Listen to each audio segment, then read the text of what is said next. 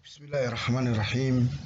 Alhamdulillah wassalatu wassalamu ala Rasulillahi wa ala alihi wa ashabihi wa mawala mabad.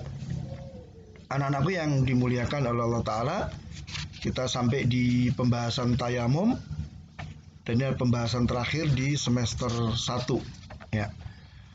Tayamum ini juga merupakan salah satu bentuk rahmat Allah, kemudahan yang diberikan oleh Allah Ta'ala kepada kita kaum muslimin dalam menjalankan ibadah kepadanya. Nah, tayamum itu sebagai ganti dari wudhu. Ya, sebagai ganti dari wudhu ketika kita tidak mampu menggunakan air. Ya, maka tayamum itu dengan mengusapkan debu yang suci ke wajah dan kedua telapak tangan, ya, sebagai ganti dari wudhu. Ya.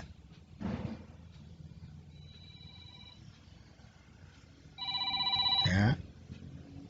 Jadi itu tayamum.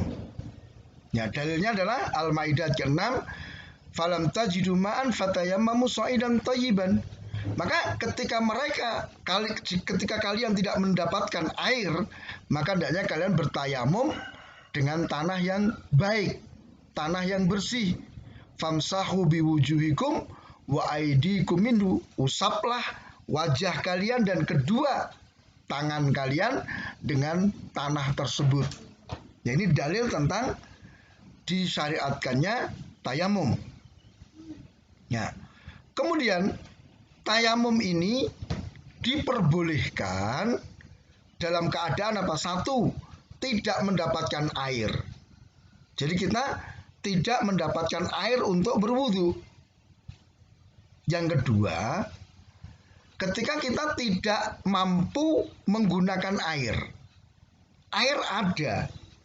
Ya, ada air di dekat kita, tetapi kita tidak mampu menggunakan air itu, entah karena sakit, entah karena ada luka, atau karena kondisi yang sangat dingin, sehingga tidak memungkinkan bagi kita untuk menggunakan air. Ya, karena pernah ada kisah ya, ada rombongan sahabat yang melakukan perjalanan, ada salah seorang yang terluka di kepalanya. Dan orang itu mengharuskan untuk mandi. Maka begitu mandi, air mengenai lukanya, dia mati. Maka Rasul SAW itu ingatkan, sebetulnya cukup bagi kalian bertayamum, ya, karena ada luka yang menghalangi dari penggunaan air. Ya, jadi ada dua keadaan ya yang membolehkan kita untuk tayamum. Satu apa tadi? Tidak mendapatkan air. Jadi tidak ada air untuk berwudu.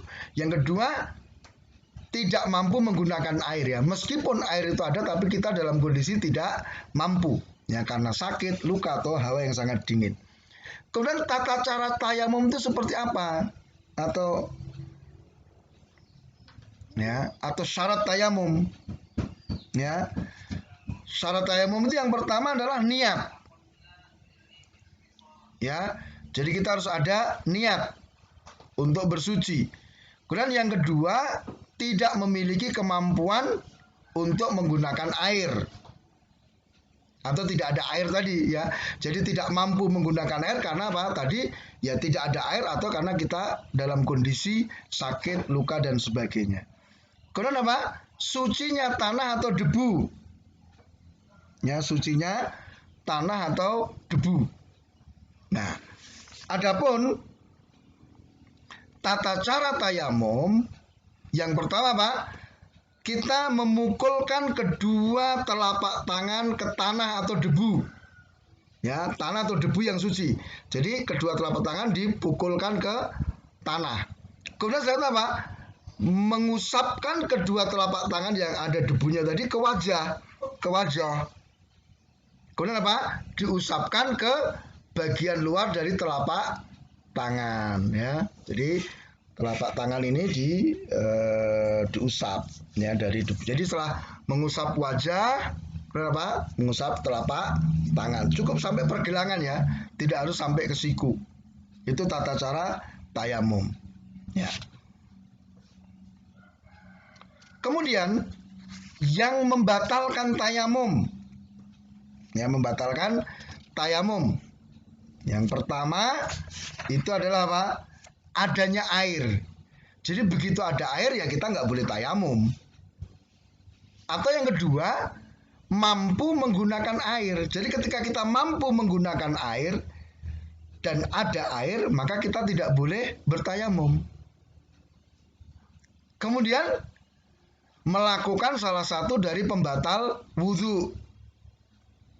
Jadi kita misalnya apa? Sudah bertayamum, ya, kemudian kita melakukan salah satu dari pembatal wudhu, maka tayamum kita itu batal. Kita harus tayamum lagi kan begitu.